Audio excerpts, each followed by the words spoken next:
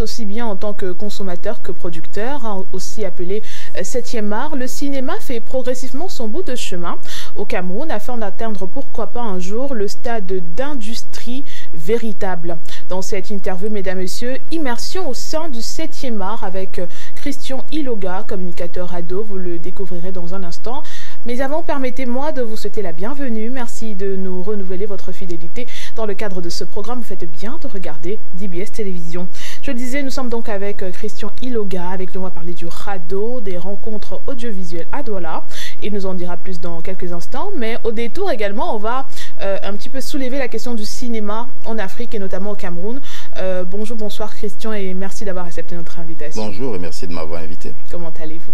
C'est bien, super bien, moi je vais bien. On parle de cinéma, je vais bien, merci. On parle de cinéma aujourd'hui, on va parler du RADO, des rados, je l'ai dit. Oui. Mais avant, il faut peut-être qu'on fasse un état de lieu, on ne peut pas entrer dans le vif du sujet comme ça. Il faut qu'on fasse un état de lieu.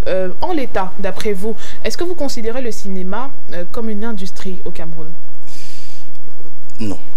Ce qui est sûr, c'est que même les rapports qui ont été faits au niveau de l'Afrique, on se rend compte que au niveau du Cameroun et de l'Afrique centrale, l'Afrique subsaharienne, le cinéma c'est pas encore vraiment ça. Il n'est pas présent sur la scène internationale par rapport à l'Afrique de l'Ouest, l'Afrique du Nord ou même encore l'Afrique du Sud et même de l'Est. Mais l'Afrique du centre, donc, et dans laquelle se trouve le Cameroun, ce n'est pas vraiment ça.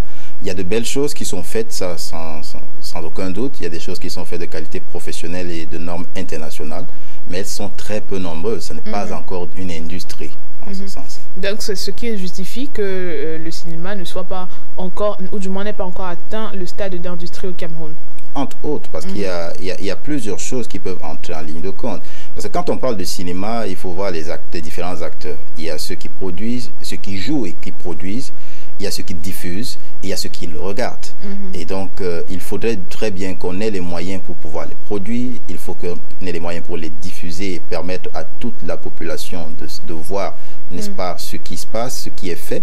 Et qu'en échange également, on ait de la part du spectateur un retour d'attention.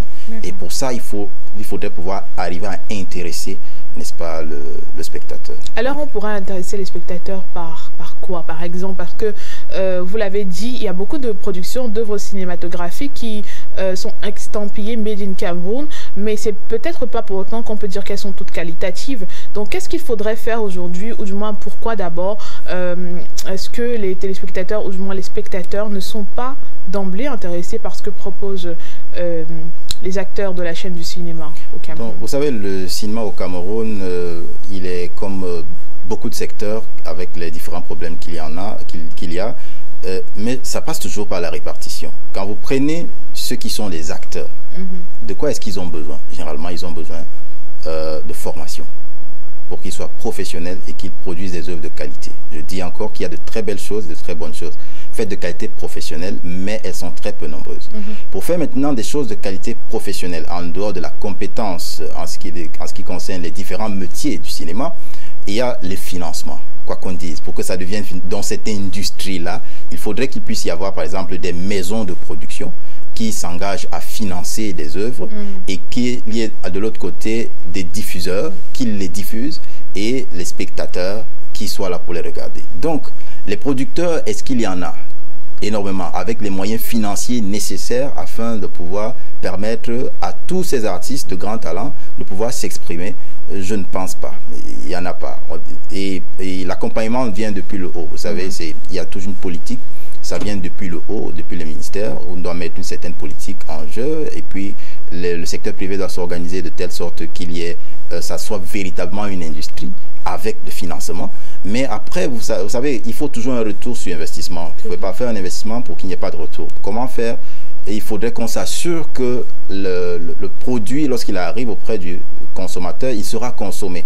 Donc, il faut arriver à intéresser, n'est-ce pas, la population au cinéma camerounais par exemple, et au cinéma africain, bon, mais surtout le cinéma camerounais ici on parle, il faut savoir que bon, les gens sont intéressés par des choses que les Camerounais font. Ils sont intéressés. Donc, et c'est à nous d'utiliser les différents moyens de communication existants pour les intéresser. Donc, je retiens formation et stratégie aussi, puisque quand vous parlez de moyens de communication, il faut pouvoir penser une stratégie pour faire consommer le produit. On va quitter les producteurs pour aller vers, on va rester dans l'actorat, mais pour aller peut-être vers ces acteurs justement. De plus en plus, les jeunes s'intéressent au cinéma, ce qui n'était peut-être pas le cas avant. D'après vous, qu'est-ce qui explique cet intérêt accru pour la chose aujourd'hui? Dans le cas du Cameroun, ce serait que mon avis. Il faut savoir qu'en réalité, le monde va mal. Et l'image permet de peindre la société, en vrai ou comme en faux. D'accord? Et aujourd'hui, les gens s'intéressent, ils sont tourmentés par leurs problèmes. Et parfois, pour éliminer le stress et la pression qu'ils vivent, ils ont, à travers la consommation des réseaux sociaux, ils consomment énormément de vidéos. Donc, ils vont être ces personnes qui vont être entrées en contact avec la comédie. Vous savez, on va se rendre compte, par exemple, que les influenceurs de notre pays, entre guillemets, qui ont commencé à faire des mouvements, il y en a qui se sont lancés comme ça dans la comédie et dans le cinéma, finalement. Essayer de faire un certain nombre de productions qui sont parfois très bien intéressantes à travers le message qui est véhiculé. Donc aujourd'hui, les Camerounais consomment énormément des réseaux sociaux. Dans les réseaux sociaux, ce qui est le plus publié, c'est de la vidéo. Donc ils consomment de la vidéo camerounaise, n'est-ce pas? Sauf que beaucoup de vidéos ne sont pas faites avec la qualité professionnelle et ces vidéos, pour la plupart, ne permettent pas à ces acteurs de vivre de leur œuvre. D'accord, vous avez dit que c'est votre avis et je souhaite encore avoir votre avis sur cette question aussi. Est-ce que les jeunes ne s'intéressent-ils pas de plus en plus au cinéma à cause peut-être du rêve que leur vendent ceux qui les ont précédés? Vous parliez des influenceurs tout à l'heure et il faut noter quand même que beaucoup de ces influenceurs sont également des acteurs. Est-ce que ce n'est pas à cause du rêve qu'on leur vend, en leur disant voilà... tel grand acteur a telle voiture, tel grand acteur a un certain train de vie, et donc peut-être que si vous le lancez, puisque c'est ce qui passe, comme on dit chez nous, c'est ce qui passe sur le marché. Non, non, je ne pense pas. Je pense qu'aujourd'hui, les médias qui se trouvent par exemple sur Internet ont donné la possibilité à chacun de s'exprimer. Et qu'aujourd'hui, vous voyez, les gens font les vidéos à la tout va, et donc il y a beaucoup de contenu qui est diffusé. Les gens font un certain nombre de choses par ambition personnelle. Et si vous prenez le cas du cinéma camerounais, pour qu'on reste dans notre secteur, je doute qu'il y ait beaucoup d'acteurs qui sont véhiculés, n'est-ce pas, qui ont une belle maison et qui, donc, ils ne sont pas des vendeurs de rêves. Sauf que ça ne veut pas dire qu'il ne faut pas s'intéresser au métier de l'art, du cinéma. D'accord? C'est ça la chose. Donc, les gens, pour beaucoup, ne gagnent pas grand-chose parce que ce n'est pas encore véritablement une industrie. Or, une industrie, quand on veut la mettre en place, elle se pense. Nous avons parlé, nous avons évoqué les différents problèmes. Il faut penser à la formation, il faut penser à la stratégie de diffusion, il faut penser également au coût pour permettre, n'est-ce pas, aux uns et aux autres de pouvoir les consommer et, n'est-ce pas, être ceux-là qui vont pouvoir financer en retour tous les projets des uns et des autres. Donc, il y a pas, de mon point de vue, beaucoup de vendeurs de rêves. Peut-être les influenceurs, entre guillemets, qui ne sont pas dans le monde du cinéma, vont vendre un certain nombre de choses, tout comme certains se présentent souvent comme managers auprès de certains jeunes. Et ce n'est pas forcément les influenceurs dans le milieu du cinéma qui poussent les jeunes à s'intéresser à la chose. Ce n'est pas forcément eux. C'est les autres influenceurs qui parlent à raison ou à tort des problèmes du quotidien. Nous sommes dans une société qui a un certain nombre de mots et ces mots sont souvent peints ou dépeints à travers l'image. Et donc, ces problèmes intéressent et concernent directement les Camerounais. Alors, ils sont ceux qui consomment ça à longueur de journée dans les réseaux sociaux. Donc, il faut permettre maintenant que pour ceux qui n'ont pas encore trouvé leur voie, qu'ils puissent la trouver. Il est vrai qu'aujourd'hui, par exemple, on a cette impression que il faut simplement que les jeunes soient comédiens, qu'ils soient musiciens, qu'ils soient artistes ou influenceurs, comme si c'était les seuls métiers. Mais ça, c'est parce qu'on passe beaucoup de temps dans les réseaux sociaux et c'est que c'est ce contenu, c'est avec ce contenu qu'on est en présence. Maintenant, il peut y avoir des vocations, il faut pouvoir inspirer les gens, susciter des vocations et permettre aux gens d'explorer leur talent. Pourquoi pas dans les métiers de l'art, du cinéma, de l'audiovisuel. Donc, à partir de là, il faut penser aux formations, il faut penser aux métiers et en réalité, ce que nous voulons, c'est vivre. Donc, il ne faudrait pas que je fasse une formation et que je n'arrive pas à vivre. Il ne faudrait pas que je produise un contenu et que je ne parvienne pas à en vivre. Donc, forcément, au niveau institutionnel, les choses comme les droits d'auteur sont importantes. La diffusion est importante. La consommation de la part du spectateur ou du téléspectateur est également utile. Il faut arriver à les intéresser. Donc, c'est à l'industrie, lorsqu'elle est pensée, de mettre en place des stratégies qui vont permettre que les uns et les autres puissent trouver leur compte et que, n'est-ce pas, nous puissions bâtir ensemble ce Cameroun, l'industrie du cinéma camerounais. Et il faut le faire à tous les niveaux. On va parler des initiatives. Niveau initiative, on va dire qu'elles sont quand même nombreuses pour valoriser l'art camerounais. Par contre, d'aucuns estiment qu'elles ne sont pas suffisantes. C'est peut-être pour ça qu'aujourd'hui, le cinéma camerounais notamment ne brille pas encore assez. Est-ce que vous partagez cette idée? Oui, pour beaucoup de choses, elles ne sont pas suffisantes parce que, quel que soit ce qu'on s'engage à faire, il faut des moyens financiers, il faut d'énormes moyens financiers. Tout passe par la communication. Les autres arrivent à s'en sortir parce qu'ils ont une stratégie de communication intense, et cette communication intense à répétition qui nous est proposée nécessite un certain montant. Et les gars, ils ont ces financements. Ici, chez nous, comme on l'a dit, le problème, c'est les financements. C'est pour cette raison que, par exemple, on n'a pas des maisons de production. Parce qu'après, des gens qui sont capables, par exemple, de construire des studios de production et d'être prêts à mettre de l'argent pour la production de certaines œuvres. Mais est-ce qu'en retour, ils auront le retour sur investissement? On ne dépense pas de l'argent comme ça, à la tout va. Donc, il faudrait que le consommateur final soit également capable, qu'il ait sur lui la bourse suffisante pour pouvoir se permettre d'aller regarder ce cinéma. Parce qu'ailleurs, ils ont la bourse pour pouvoir aller regarder ce cinéma. On les intéresse déjà, donc on a le défi d'intéresser la jeunesse et les Camerounais de manière générale à la chose, mais aussi il faudrait qu'ils aient la bourse nécessaire. Donc après, vous n'allez donc pas faire, puisque vous avez besoin d'un retour sur investissement, vous n'allez pas faire une chose, une dépense, et puis peut-être vous dites des tickets à 500 francs, c'est juste une idée. À 500 francs parce qu'on estime que le Camerounais moyen, de manière générale, pourrait s'en sortir là. Mais vous n'aurez pas le retour. Et si vous le mettez également à 5000 francs, la classe de Camerounais capable de payer un ticket à 5000 francs pour le cinéma camerounais, parce qu'à arriver, il faut savoir qu'on est en concurrence. Si on parle cinéma, vous allez voir que le côté Occident, l'autre Atlantique, le côté du cinéma américain est intense. Il est devant. Vous allez avoir le cinéma indien, vous allez avoir le cinéma européen, d'accord? Et après, vous allez avoir maintenant le cinéma africain. Dans le cinéma africain, vous allez encore commencer à les classer. Donc, c'est tout ça qu'il faut prendre en ligne de compte. Donc, pour pouvoir compétir là-dedans, n'est-ce pas, il faut avoir énormément de moyens. Alors, au-delà des moyens, permettez-moi de vous relancer, est-ce qu'il n'y a pas un problème de culture?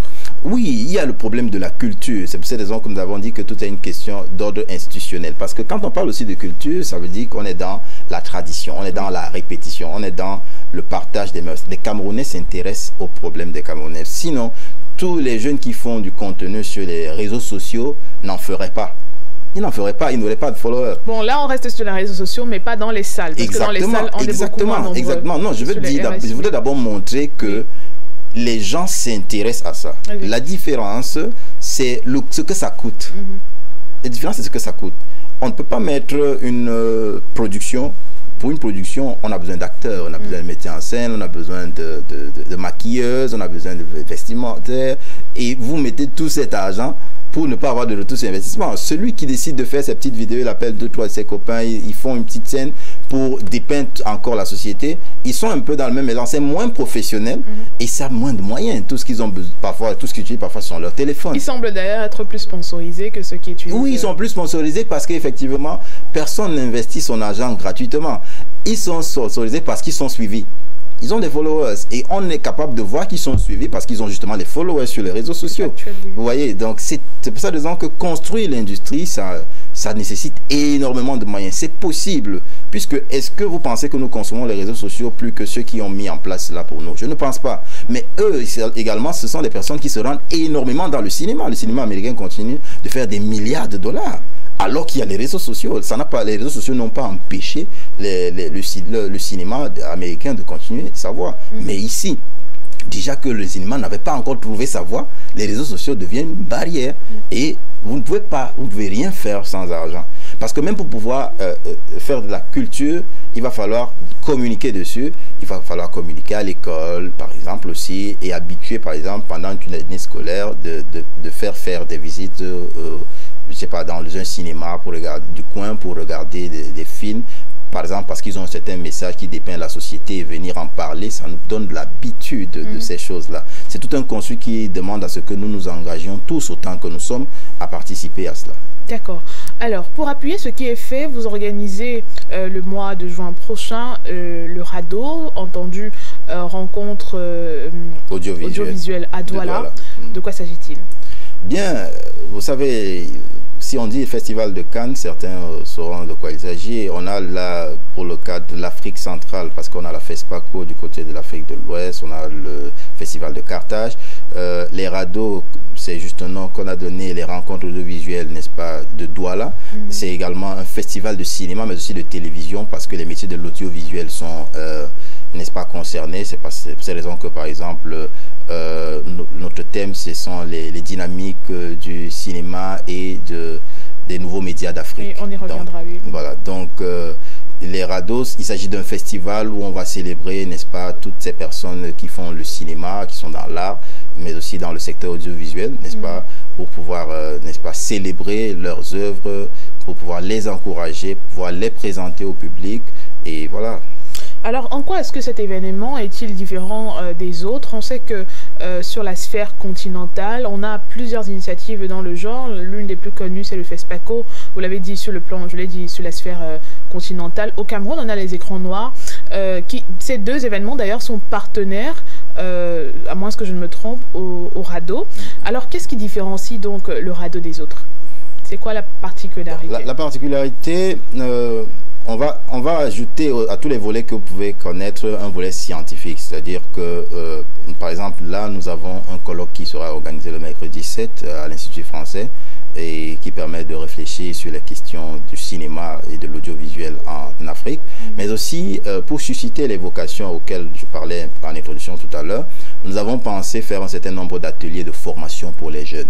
On a prévu 100 jeunes, des ateliers pour 100 jeunes, n'est-ce pas, à partir du lundi 4, n'est-ce pas, pendant 3 jours, on va faire des formations. Vous voyez qu'il ne suffit pas simplement de venir célébrer, comme ça se fait dans beaucoup de festivals, de célébrer le cinéma avec les autres, mais pour le célébrer, en plus déjà, on s'intéresse nous à l'audiovisuel, ça veut dire que les influenceurs sont les bienvenus, tous ceux qui font du contenu sont les bienvenus pour justement, par exemple, venir, n'est-ce pas, acquérir des notions qui vont les rendre plus professionnels et plus performants. Les présentateurs télé aussi sont les bienvenus. Les présentateurs télé sont les bienvenus. D'abord, votre média est également un média partenaire. C'est pour cette raison que nous sommes là aujourd'hui.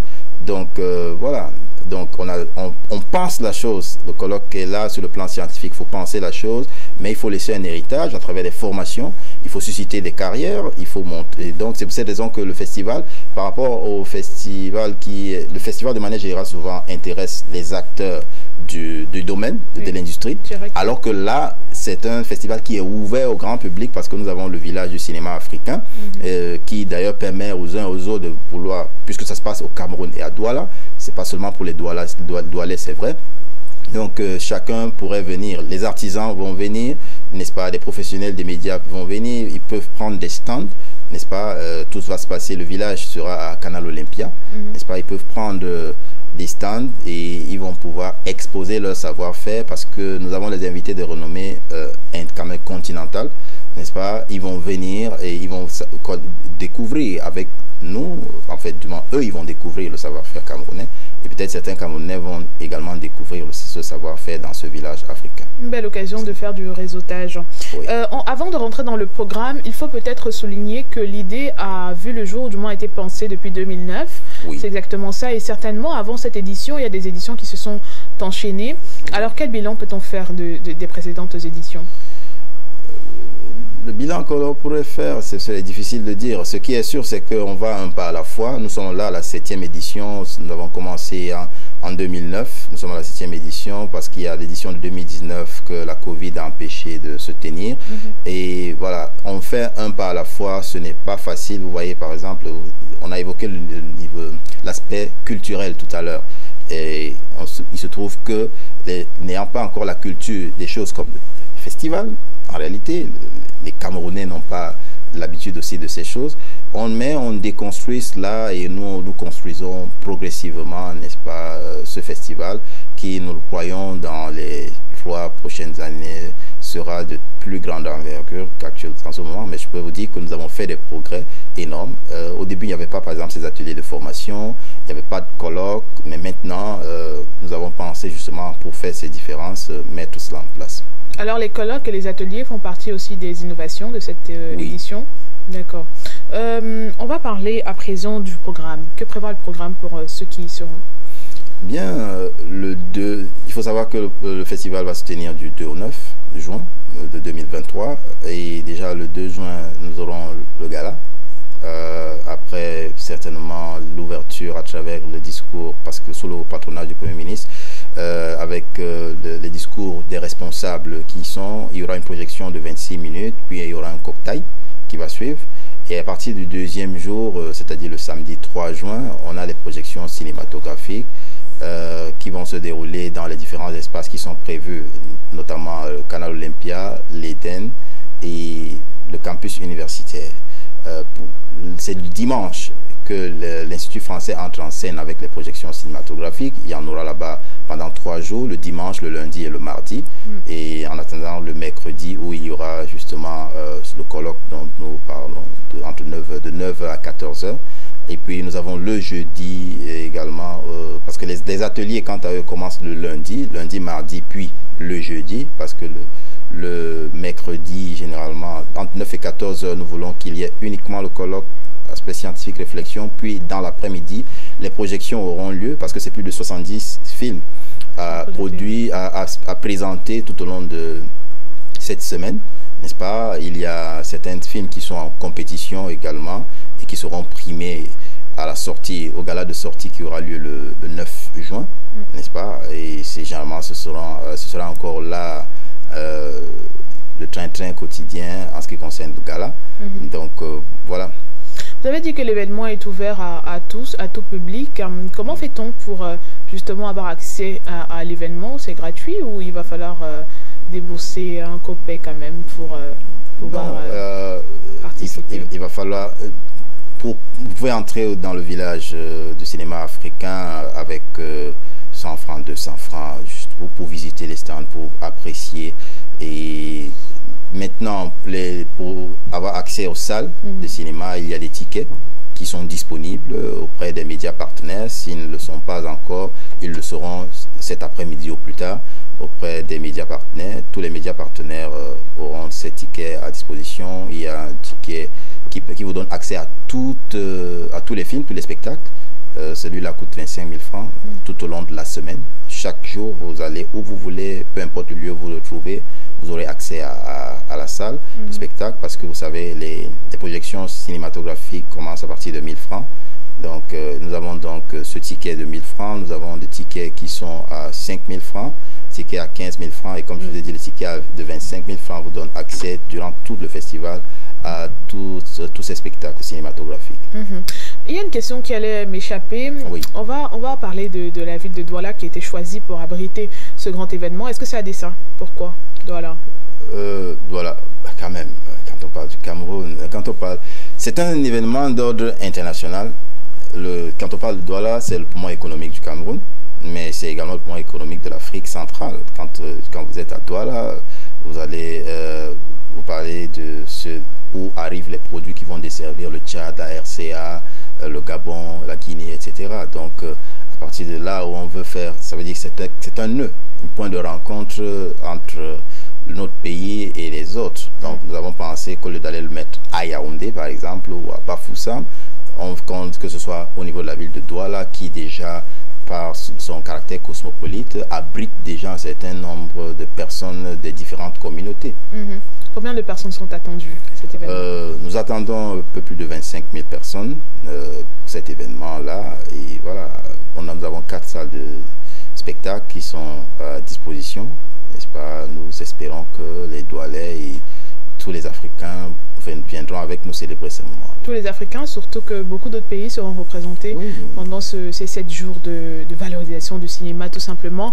Est-ce que vous souhaitez vous adresser aux téléspectateurs qui nous regardent pour leur dire peut-être qu'ils ne devraient pas douter, qu'ils devraient peut-être se hâter aussi pour acheter leur ticket? Oui, répondez massivement présent à cet événement. Donnez l'occasion à vos enfants d'apprendre des métiers du cinéma, n'est-ce pas, des métiers de l'audiovisuel de manière générale également, n'est-ce pas? Et puis, venez nombreux, soutenons les artistes camerounais et africains qui seront là pour cet événement. Ce sera du 2 au 9 juin à Douala. Merci Christian Elorga d'être passé par ici. Merci d'avoir échangé avec nous autour de cette question très intéressante.